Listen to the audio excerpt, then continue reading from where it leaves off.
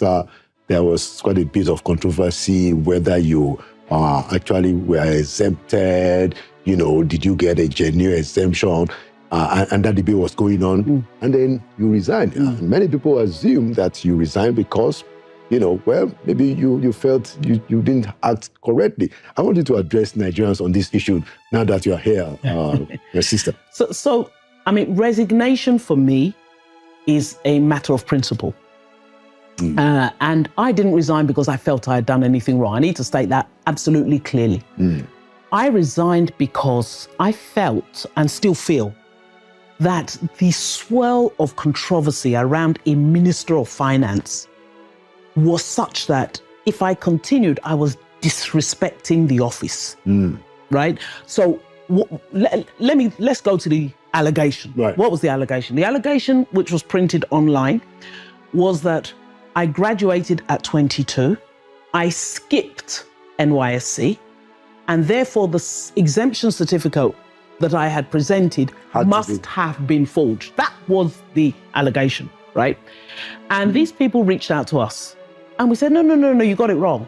Yes, I graduated at 22, absolutely correct. But I graduated at 22 in England. Right. As a British citizen, right, living and working in England. At the time I graduated, I had been to Nigeria once.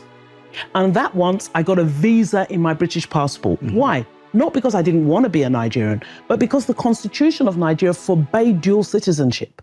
So I couldn't have been a Nigerian. So I used to go to there was this office, I'm sure a lot of people will remember this office, on Fleet Street.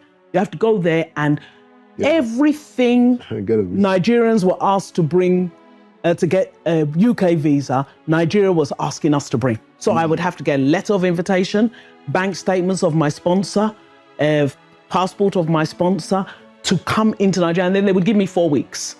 So as at 22, I was living and working in the UK, and I'd been to Nigeria once. So where is the obligation to serve? I wasn't covered by Nigerian law. I wasn't a Nigerian citizen. Now, when the Constitution then changed, that was 99. I was 32. So my father left Nigeria for England in 64. Oh, wow. No, 62, sorry. My mum's 64. My dad's late. My mum's still living in the same borough, 64. Oh, wow. She's 87 now. So my family home is in England. All my siblings live in England. Amen. So by the time I now moved to Nigeria permanently, I was 35.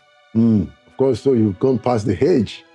So in government, this was understood and being, everyone was like, yeah, don't mind them. So I thought that, okay, at some point, some bodies in government are going to have to come out and just say, look, nothing to see here. But there was this silence for 3 months. Yeah. And then I kind of, what's the word, as they say, woke up and smelt the coffee that, whoa, hold on a minute, something's going on here. It shouldn't take 3 months to check immigration records and see that this person came in on visas. Right. It shouldn't take 3 months to check NYSC to say, yes, this person actually was exempt. These exemption certificates were processed on her behalf. She was 32 when she became a Nigerian, 35 when she came to live in the country. It shouldn't have taken that long. Tell us, what did you feel about that silence? How did it make you feel? So there were two things. There was and it's an interesting one because there wasn't a silence at sort of president level, vice president level. They understood. In fact, there was so much sympathy and so much love. Like, why are they doing this? But the silence was institutional. And at the same time, the furore was just being whipped up. The thing just refused to go, right? So I was then left with two choices. I knew that, look, the only way I'm going to clarify this is to go to court, right? And I felt you can't be Minister of Finance, representing your nation, going to the World Bank, signing treaties one day, and the next day you're in court on a matter of integrity. And I agree with you entirely. Okay. But part of the problem that we now have is that you have people holding public offices and actually behaving that way, which is why people then said, why did Kemi do her own differently? Because people will say that, okay, well, I'm going to sit down there and fight this thing, still holding to public office. Like I said, I would do what you have done, but we have gotten to a point as a people where, and so there's a bit of confusion. I can see why she gave up. Why did she give up? But what did you give up? So minister is not my middle name, right? It's not do or die. And I feel that you shouldn't desecrate the office. It's a very high office and it's a very sensitive office. You don't desecrate the office with your own personal matter. Insofar as government agencies, you say you heard a rumor. I'm not saying, I didn't listen to rumors. All I know is the fact that I knew I was exempt and my story has never changed. So when I decided that, look, I'm going, and by the way, I could have stayed, right? So I still have the email. I was scrolling through my inbox, the email of a statement that I was told I needed to issue, and then the presidency would now issue a statement and the matter would be closed. I read the statement and that day I knew, Kemi, you're gone. Because I knew I wasn't going to issue it. Because it wasn't true. So, you know, So somebody powerful was trying to get you to make some statement. But I would have been owned. Look, let me tell you one thing about the Ministry of Finance, and I'm not naive about this. Right. Because remember, I was a Commissioner of Finance first. Yeah. The word no is a watchword. Yeah. As in N-O. N-O. No, sorry, we can't pay this. Yeah. No, sorry, this doesn't qualify. Yeah. And every accountants are not very popular we're people. Never popular people, right? And so if your Minister of Finance is loved by everybody, they're probably not doing much of a job, right? So I'm not confused by the fact that I had stepped on toes, powerful toes. I'm not confused about that. And I'm not confused about the fact that I had powerful enemies who I believe saw an opportunity. Say, look, let's get rid of her. Yeah. Let's get rid of her. And I think they called it right in the sense that they knew that eventually she would go. And that's the way I was brought up. You don't hold on to something as if, you know, no. In fact, people still like, no one resigns finance. Like, I did. And why did I resign? And I remember the day I resigned, I went to go and see Mr. President. And I said, Mr. President, I need to go. But I need to go to court because I have to clear my name. And he said, I absolutely support you. I absolutely support you. And why? Because these names are leased from our children and our grandchildren, right? They're going to inherit them. Yeah. And then you destroy your name because you wanted to stay as minister for what? The president said that. That was our discussion. So I said, sir, I'm going and I'm going to court. I cannot fight because I'm suing the government. I had to sue the government. I sued the federal government. You can't be suing the government and stay in the government. You can't. Of course. You have to go. Of course. Right? And I still think it was the right thing to do. And when you sue the government, and this is a public matter, so were you suing NYSC or an agency of government? I wanted you to explain to our audience why you had to sue the government. So the only people that could have clarified this issue as to whether I was exempt or not by virtue of the Constitution was government. Yeah. And when you sue government, I didn't even know this because my lawyer was British, so it named all the insurance. They said, no, that's not how it works. You sue the chief law officer, who's the Attorney General. Right. The Attorney General then coordinates the various agencies to bring their own position. Right. And what was the basis of the lawsuit?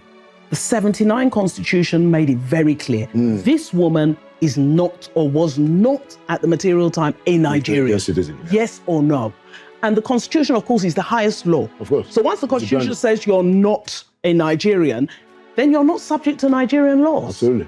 So let me just give, and this not being a Nigerian there, it's so funny that it was so real to me. So the first time we came to Nigeria, I was 19. We came on a holiday. You know how students are, we didn't have much money. So we bought the cheapest ticket, which happened to be an airline called Sierra Leone Airlines, the national carrier of Sierra Leone. We didn't know they only had one plane. When we got to Freetown, I'm sure there's some people probably watching this saying, I was on that flight. When we got to Freetown, the plane developed a fault. We ended up spending 7 days in Freetown before they could repair the plane. Now, what happened? We were in a hotel. Now, after a while, Nigerians started agitating because it was getting to Christmas. There was somebody who was about to get married. There were people, stranded. So the Nigerian consulate came. And then they would ask each person, write down who you want us to contact to tell where you are. Right. When we went to join the queue, they said no. So we then went to go and get the British. There were about 37 of us that were British. They said, you're not Nigerians. And what year was that? 1986. Wow. Yeah, 86. Yeah, Christmas 86. So you had to, of course. We went there, we went to get the British. British passport. Yes, so we then went and found out there were 31 of us that had British passports. So the British now turned up. And it was the British that were then calling my mum in London, calling our mum and say, they're here, they're in Hotel Buntumani, room so-so-so, if you want to call them, and so on and so, organising and then asking us, did we need toothbrushes? Did we need this? It was so, you know, the flight, we the stranded, we broke out on national lines. And, you know, and I used to stand in the queue when I came to Nigeria, even when I was married to a Nigerian with 2 children, I was standing in the queue, other passport holders, you call it? Nigerian passport, other passport holders. Exactly. That was always my queue. Foreign nationals. Yeah, there you go. So I knew I wasn't a Nigerian. So how on earth would anybody assume that, oh, okay, you skipped? You can't skip what you're not meant to do. Yeah. And then once I knew, okay, I am exempt. So what was the motive to forge? Why would you forge what you're entitled to? It's like you going to forge a Nigerian passport. Why? Right. You're entitled to it. Absolutely. And that's what the court ruled. The court said, I was exempt. I was entitled to an exemption certificate. So when this thing happened, one of the really, I guess, beautiful things about this thing, I mean, because in every negative, there has to be positive, right? Was people's reaction. People that I didn't know from, and I did not know Chief Olanipo. You know, just before you left, you know, while you were still minister, this knife point robbery, you want to tell us about that? What happened? I can talk about it now, but I couldn't talk about it then. I know. But yeah, I mean, so this was 2017. I can tell you the date and the time, 30th of January. In Maitama, my home was broken into, and all the people that were supposed to be protecting me, the police, they were asleep. The 2 guys got in, held us at knife point, robbed us. Wow. Laptops, jewelry, I mean, everything. We were the ones that went to go and wake the police that were meant to be protected. Like, wake up, they're thieves. They had sawed through the burglary proof. Wow. And got into the house. They probably brought some kind of engine. No, they had equipment. And we had to take a decision. So it was a really difficult time for the country. So I don't know if you remember, there were 2 things happening. We were in the middle of a forex crisis, serious forex crisis. Foreign exchange crisis. Yes, foreign exchange crisis. And Mr. President had gone on medical leave. And I was about to lead the Eurobond Roadshow. Now, we needed to raise this money to restore Nigeria's credibility, to sell our reforms. So we had 2 choices. You want to go to the press and say your Minister of Finance was robbed at knife point? Or do you want to raise money? You know? Yeah. So we took a decision that, look, we needed to keep, I mean, you heard this because you're of course, the inside rumor mill. But yes, it did happen. And it was extremely scary because, you know, I mean, I never slept another night in that house. Wow. I ran. I lived in a flat. I needed to have gated. So I lived in a flat for a few months. And now I always live in gated communities because it lives in your head. Yeah. You know, to wake up with a knife to your throat saying, where's the money? Hi. Like, well, if you listened or watched Kemi Adeosun's interview on Channels Television, you will really weep for this country as a Nigerian. This woman was actually forced out of office. I mean, this program, Inside Sources, is a special program organized by Channels Television. A woman who is full of integrity, bound by integrity. She resigned not because she was forced out of office, but because there was this cabal in Buhari government that did not love the way she was working. Because this is a woman who was, you know, raised, she was born in the UK, brought up there, and trained there. So she doesn't have this. She was not, you know, raised with the system of corruption. The system of corruption, the root of corruption, is not in her blood. You know, if you are a finance minister, you should know that a whole lot will come to your table. Yes, you know, if you're able to take time, because I know so many Nigerians don't listen to someone. That's the reason why Nigerians are being deceived and continue to be deceived, is that we have no interest for information. No Nigerian alive, maybe not no Nigerian. Many Nigerians, they can be on social media for 100 hours, but nobody wants to take time to listen to some of this information. You know, when the news of her resignation, you know, broke out in 2017, everybody believed that she she doctored her NYSC exemption certificate, or she produced a fake exemption certificate. She just explained it clearly. She graduated at 22, quite all right, but at the time she wasn't a Nigerian. Before 1999, when the constitution was changed for a Nigerian to possess dual citizenship, she was a British, and as at the time, she cannot be if she would be a Nigerian, she will have to relinquish her citizenship as a British. So it was quite impossible for her to do her NYSC in Nigeria. And then, come to think of it, there are some of us that that graduated abroad that are not even interested in doing NYSC. What is it for? If you have hope of working for Nigerian government, seeking for public office, then you'll be interested in going for NYSC. So this woman explained the whole thing. Before 1999, she graduated at 22, but there is no way, if at all she wanted to serve, the Nigerian government constitution does not allow dual citizenship, so she remained the British. Now, when the constitution was changed for Nigerians to possess dual citizenship, she was already 35. And the rule of NYSC service is that if you graduate before 30, you will serve. Even if you graduate at 22 and then you did not serve, and then you get to 40 years, you will still serve because you graduated before 30. But here, her own case is different. She graduated at 22. The time she would have served, Nigerian constitution made it impossible for her to do so because they don't allow dual citizenship. But one of the things that she said that touched me is that the people that were in government with her kept quiet. Those that should have defended her kept quiet for 3 months. And they wrote her a mail. Here's a woman of integrity. She may not be able to tell us what was contained, what the mail read. Sorry. She said it was time for her to go. She said, Kemi, you need to go. And my own problem is that what did Buhari as a president say? Because Tinubu government is trying in a way now. They could have defended her. She met the president. Imagine at the time, it's a disgrace. Buhari government, I continue to say it loud and clear, even though he's late now. Even though he's alive, I would have said it. The worst government Nigeria has ever had. Imagine the vice president, a professor, Professor Kemi Adeosun. How did Kemi Adeosun react to that? Nothing. We have a professor in government. He could have defended. Yes, we know that Buhari, there are a lot of responsibility on his table, but the vice president could have, a Yoruba woman, your fellow Yoruba person. You should have defended her as a professor and say, look, explain all these things she's explaining now. But they all kept quiet. That many people used to call the Professor Kemi Adeosun at that time, that he is a cockroach in a midst of chickens.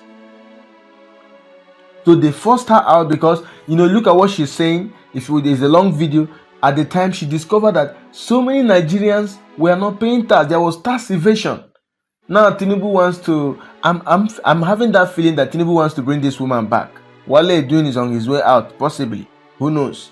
So for her to now come out to say it publicly, she hid it. She said she went to court, had to prove herself in court.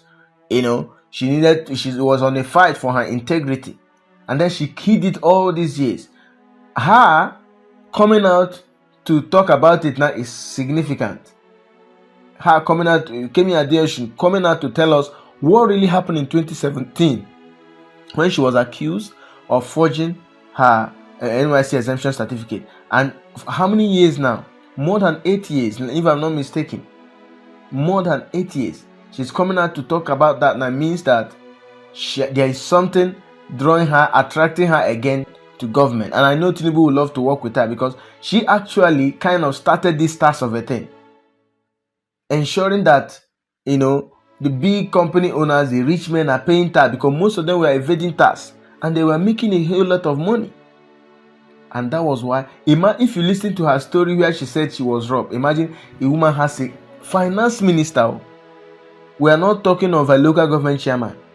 We're not even her office is higher than a serving senator, House of Reps member, whoever. A finance minister of federal government. That robbers were able to gain access to her house, and she was at a kind of gunpoint. They used machete and knife, they were holding her, and then they were asking her where's the money, and they robbed her, and she couldn't say anything. That was actually where the plan started. So these terrible cabals connived with her security personnel, and they imagine, according to what she was saying, security personnel attached to finance minister. They were all asleep, to the point that the robbers left, and she now has to go and wake them up and say, "Robert, do this."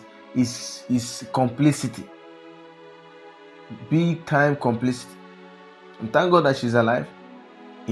She still has her integrity intact. And I think I have issue with that. Why did she have to wait all these years? Because so many people, I see a lot of comments in my comment box saying that Tinubu might want to bring her back, might want to work with her, and at least when it has to do with this tax, she knows about it. If you listen to her very well, you understand that she was the one that started enforcing this payment of tax. According to her, she said, out of how many million Nigerians, only 200 and something people were the ones, that were faithful with their tax payment. Others were evading the tax. And she started writing to some of the rich guys, telling them that they are defaulting, they need to start paying their tax. So they connived to force her out of office. But it's a shame. It's a shame that people that we have education ministry, we have different offices that could have defended her. NYSC did not even say anything. NYSC that gave her exemption certificate did not defend her. They all kept quiet. Minister of Education, both state and federal, kept quiet, didn't say anything. That was what baffled me. So Buhari was just a figurehead. He wasn't running the government. The cabals, we saw at the time how the wife of the president, Aisha Buhari, rose up against these cabals that made Buhari to say that she belongs to the other room. The woman rose up, she complained.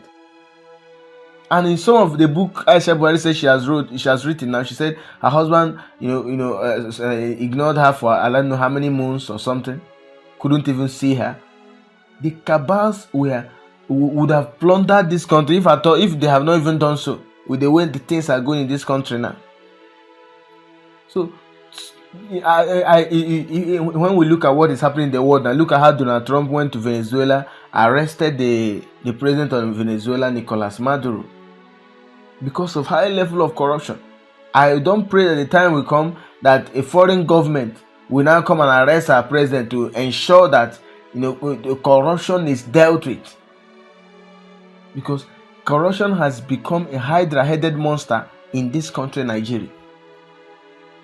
Imagine a woman. What does she stand to lose? She wasn't even trained in this country. And when you look at her, you will hear that, you understand that this woman is sound. She has integrity. She's a woman you need to work with. That was the same thing they did to Okonjo-Iweala when she was finance minister as well, under Jonathan. And then they kidnapped her mother. They threatened that they were going to kill her. They were going to do this. This is it. And that's why I have keep saying this thing. If you want to fight corruption, go for those. Whether you want to fight terrorism, you want to fight banditry, you need to go for the sponsors of these terrors, the sponsors of this corruption. The corruption in government is too much. Look at Dangote last week or last 2 weeks, calling out the director of exports and export, I've forgotten his name, Farouk. Started calling him out, and the man resigned. You are a public officer, you are paying $5,000 for your children in Switzerland. Where are you getting that money? We need to put these government officials to be accountable. They are not accountable. Even Tinubu, now that is the president, he's not even the best. So if I were this woman, I know there could be some cause for her to return to government. She's seen a lot. She's seen what happens in government. If I were her, I won't even advise her to come back to become a government official. Even though a huge offer is made to her, she should just reject it to maintain her integrity. let's assume, I want to believe that she won the case. Obviously, it is. I mean, it's obvious that she won the case. But the time frame she gave to now come and tell us what really happened is not, most times is not good. She would have, exposed the whole thing maybe after 1 year, after 2 years, to let the whole world know what was happening. So, when you keep quiet like that, you give people a lot of things to think about. You make people to create a lot of stories around your situation. So a lot of people say she manufactured NYSC exemption letter. She brought up a forged NYSC exemption letter, which wasn't true. One of the things of all these almost how many minutes video, she kept on talking, narrating what happened. What shook me to my foundation is that the people she was working with, yeah, she said the president expressed sympathy, the vice president, and all that, but that's not enough. That's not enough. The president could have directed someone in his cabinet to say something, but because the cabal, Buhari's cabal, they were the one running the show, and I believe Buhari's cabal must have also informed Buhari what they wanted to do, that she is standing on their way, and they needed to let her go. So Buhari possibly must be aware of what the cabals did to force Kemi Adeosun out of office. How will you tell me that a finance minister? Do you know how many security officials attached to finance ministers? Not even now that Tinubu is saying that police officers should be withdrawn from VIP, VVIP. At the time of Buhari, finance minister should have at least 3 or 4 policemen and other security officials attached to her, because this is finance ministry. But the first one they tried was to make sure they robbed her. Police, security officials attached to her were all sleeping. Are you kidding me? And as if that was not enough, finally, it was, this thing that broke the camel's back, forged certificate. And to make it what she said that made it so obvious that it was the cabal that just wanted to let her go, was that for 3 months, nobody in government supported her. The NYSC, the Minister of Education, all the government officials, no one came up to say, look, this is actually the real truth. Even the NYSC, I expect the NYSC to say, look, this is what happened. This woman graduated quite alright at the age 22. But at the time she graduated, she wasn't a Nigerian citizen, she was a British citizen. And Nigerian constitution at the time does not permit dual citizenship. So she was a British citizen at the time. Not until 1999, as at 1999, she was already 35. She said that. And you can't serve at that age. But it's a shame. This country, to deliver this country from corruption, we take a strong government. Deliver Nigeria from this malady, we take a strong government. And I haven't seen the government yet, not even this Tinubu government, because he is also recycling the old criminals in his government. So we are yet to see the government that will take this issue of corruption headlong and defeat it.